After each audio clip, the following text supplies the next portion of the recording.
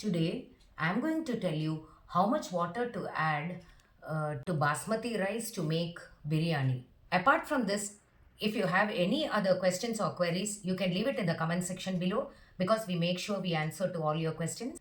When we take rice, it is of two types. One is the old basmati rice and one is the new basmati rice.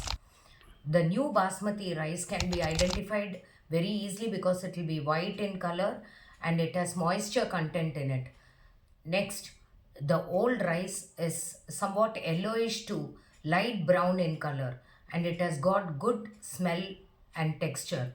If it is new basmati rice, you can just add, if you take 1 glass of basmati rice, just 1 glass of water with the same glass is sufficient for it because it is new rice and no soaking is required. Second, old basmati rice. This rice, if it is 6 to 8 months old, then for every glass of basmati rice, you can add 1.5 glasses of water. But if it is a very old basmati rice, you can even add 2 glasses. But little bit of soaking for about 5 to 8 minutes or 10 minutes will give you good texture and easy cooking. Thank you.